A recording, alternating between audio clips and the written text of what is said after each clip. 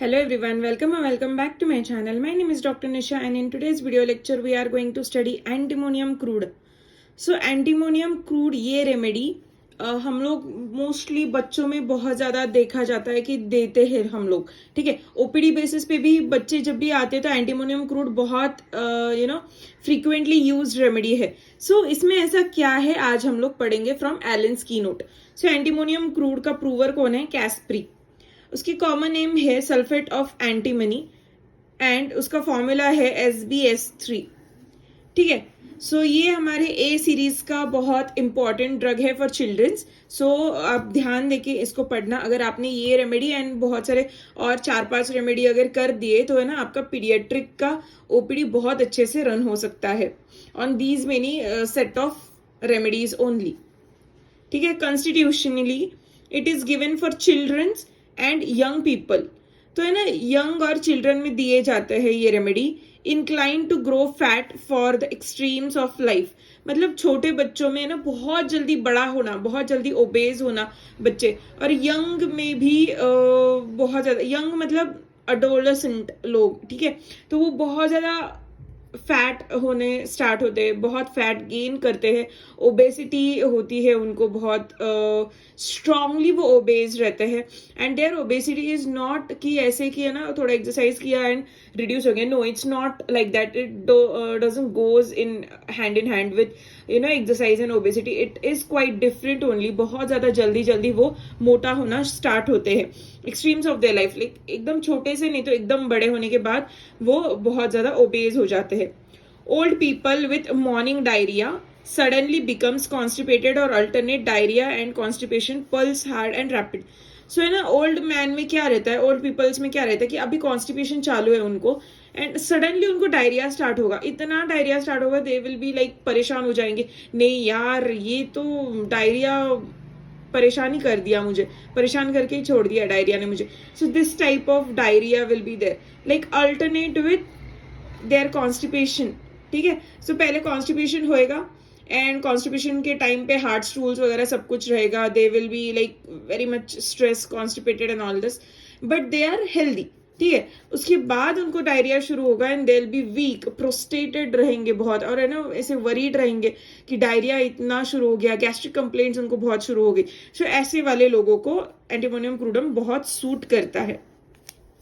Mental generals, child is fretful, peevish, like बहुत ज्यादा अनसिविल्ड child रहता है, गंदा बोलता है, उल्टा बोलता है, मतलब गलत तरीके से बात करता है। So this type of fetish and fretful and peevish child cannot bear to be touched और लुक्ड एट, मतलब थोड़ा बहुत भी अगर उसको है ना छू लिया कि है ना, अगर मम्मी के कंधे पे है या फिर पापा के कंधे पे है और हम लोग अगर जाए और उसको बोले कि hi how are you and all this things, तो उसको वो पसंद नहीं आएगा बिल्कुल भी। वो रोना स्टार्ट करेगा, टैंट्रम्स थ्रो करना स्टार्ट करेगा, चिल्लाने लगेगा as if we have bitten them, like हम लोगों ने उसको मारा है, ऐसे वो रोएगा, इतना सैडली, इतना पिटीली वो रोएगा कि यार इसने तो कुछ तो किया है। हमको भी एक बार डाउट आ जाएगा कि मैंने क्या किया इसको, ये ऐसे क्यों रो रहा है, गलती से मेरा नाखून वगैरह लग गया क्या इसको, ऐसे हम लोग सोचेंगे कि इतना वो ज्यादा इंटेंसली रोते हैं।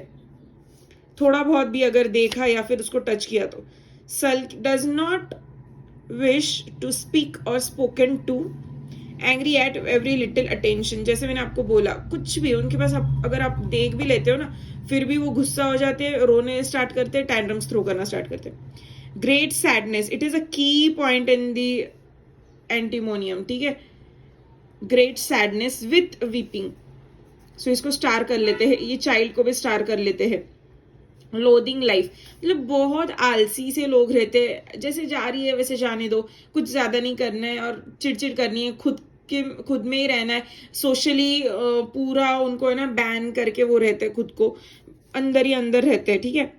एंशियस, लैक्रिमोज मूड, मतलब क्या होता है कि टीयरफुल मूड कंप्लीटली, मतलब है ना कुछ भी होने, इतनी सी बात होने दो वो रेडी रहते हैं रोने को। जैसे हम लोग बोलते हैं ना, हाँ ये तो गंगा जमुना है पूरी, बच्ची ये हमारी पूरी गंगा जमुना है, ये कुछ भी इतनी सी भी बात हो गई ना रोना स्टार्ट कर देती। It is not always pulsatilla, keep this in mind.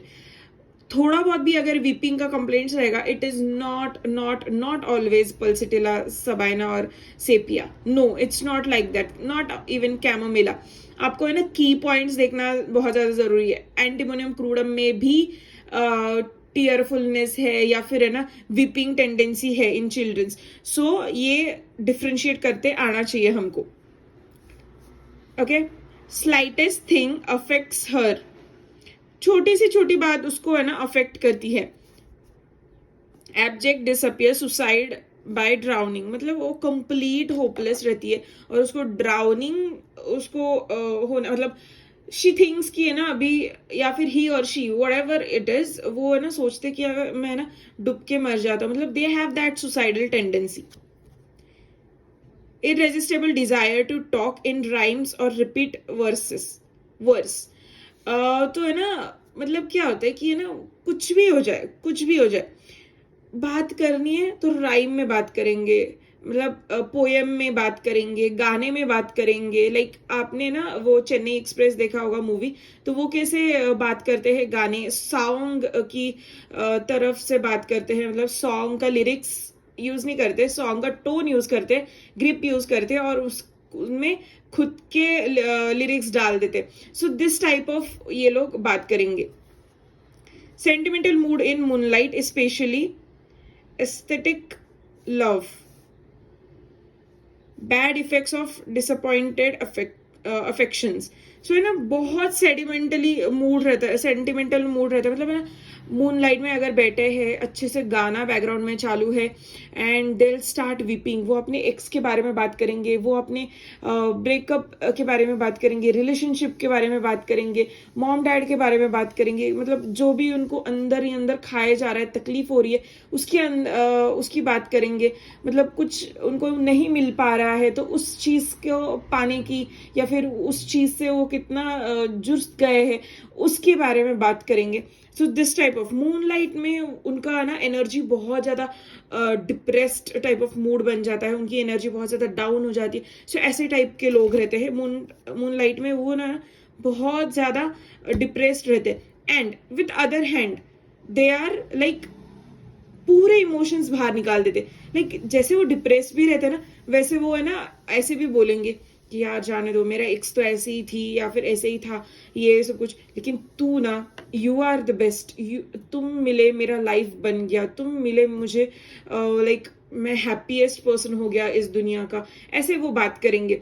फिर नहीं, ये वाली चीज नहीं होनी चाहिए थी, बट कोई नहीं, भगवान ने उस टाइम पे मुझे ये चीज दे दी, ये दर्द दे दिया, बट अभी देखो, अभी मैं कितना खुश हूँ आपके साथ, अभी मैं देखो कितनी हैप्पी हूँ, ये चीज पाके, वो चीज पाके, ये डिग्री पाके, वो करके. So this type of thing. मतलब वो ना दोनों एक्सट्रीम्स जीते हैं. Physical generals, sensitive to cold, aggravated after taking cold. मतलब बहुत सेंसिटिव रहते कोल्ड को. Longing for acids and pickles. Cannot bear the heat of sun. बिल्कुल भी हीट नहीं पसंद है, हीटिंग से उनको साइड इफेक्ट स्टार्ट हो जाते. Worse from over exertion in the sun. मतलब बहुत ज्यादा एक्सर्शन अगर हो गया and the complaint starts. Aggravated from over heating near the fire, exhausted in warm weather, ailments from sunburn. मतलब एवरीथिंग. सन हीट से बहुत ज्यादा तकलीफ होती है. मूनलाइट में अच्छा रहता है, सन हीट में तकलीफ होती है. When symptoms reappear, they change locality, goes from one side to the another side. मतलब अगर है ना सिम्टम अभी लाइक कॉन्स्टिपेशन है या फिर कोई भी और सिम्टम है, अभी यहाँ पे दर्द हो रहा है, राइट साइड में दर्द हो रहा है, it will pain for some times. उसके बाद इट विल वैनिश एंड कुछ भी नहीं होगा उनको.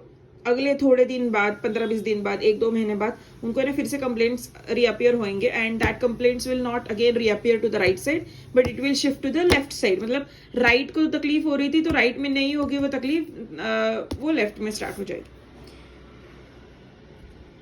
Aversion to cold bathing, child cries when washing. मतलब है ना बिल्कुल भी पसंद नहीं है ठंडा पानी, हीट भी पसंद नहीं है, ठंडा पानी भी पसंद नहीं है. मतलब क्या, ये अजीब ही रहते थोड़े अंडरस्टैंड करने में. मतलब उनको ना ठंडे पानी से भी एवर्जन रहता है, सन से भी एवर्जन है, ओवर हीटिंग से भी एवर्जन. तो करे तो क्या करे. चाइल्ड क्राइज व्हेन वॉशिंग, नहाने से भी एवर्जन है इनको. Beth with cold water causes वॉलेंट headache. मतलब कोल्ड वाटर से क्या होता है, तो वॉलेंट हेडेक होता है. Causes suppressed menses colds from swimming and falling into water, मतलब कोल्ड वाटर अगर लग गया, स्विमिंग कर ली इन लोगों ने, बारिश में भीग गए, कंप्लेंट स्टार्ट्स, हेडेक स्टार्ट्स, बहुत सीवियर हेडेक रहता है। Headache after river bathing from taking cold, alcoholic drinks, deranged digestion, acid, fats, fruit, suppressed eruptions.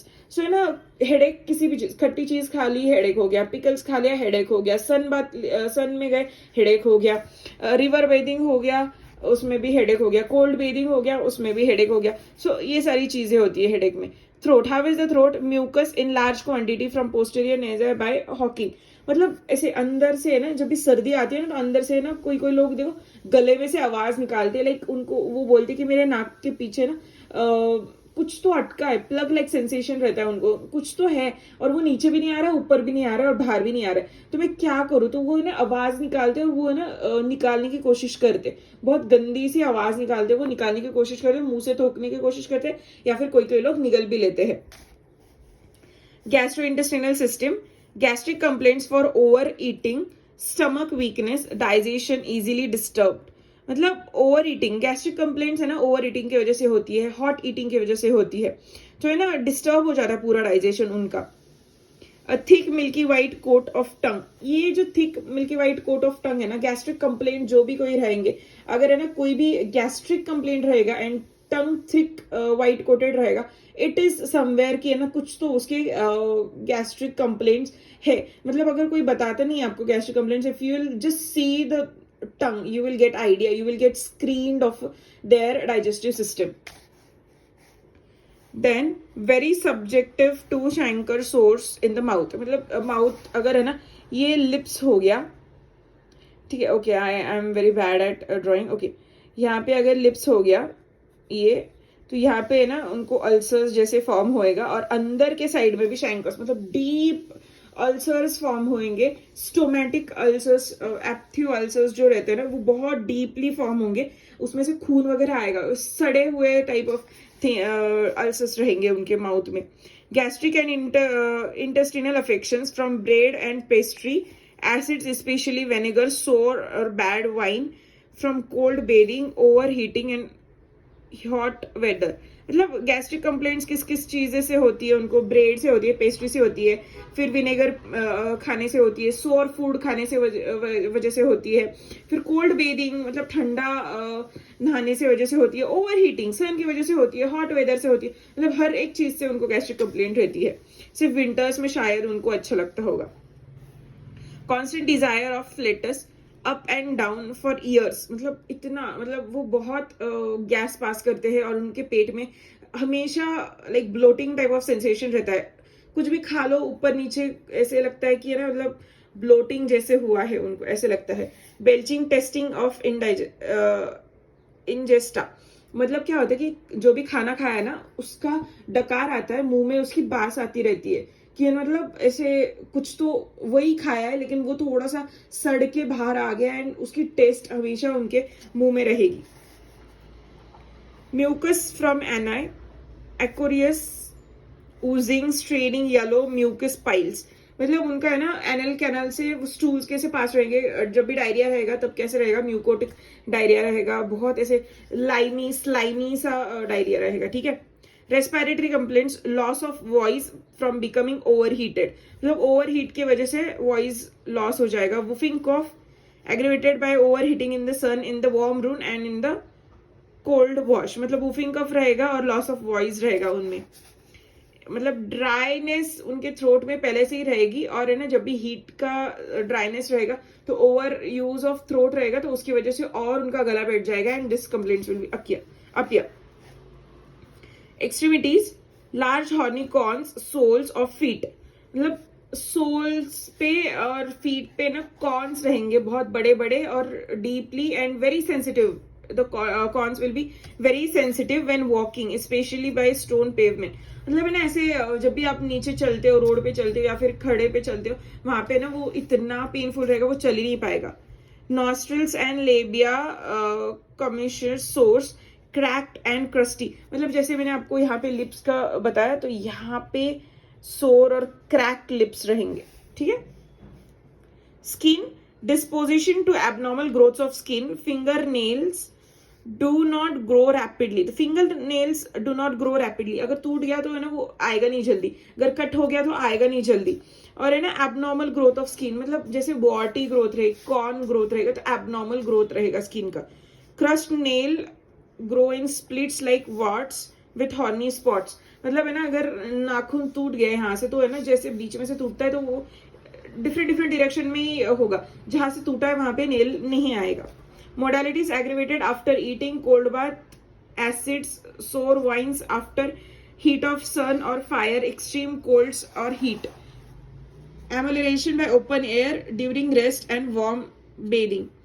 So relationship देख लेते. Complementary to squilla, similar to bryonia, ipecac, lycopodium pulsatilla in the gastric complaints, and follows well after antimonium crude, pulsatilla, merxol and sulfur.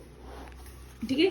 So yes, this was it. This was the today's lecture. I hope you like this lecture. ये थोड़ा सा video लंबा हो गया but yes it is worth watching. So अगर आपको कोई भी डाउट्स होंगे तो please do ask me in the comment section. And till then bye, take care.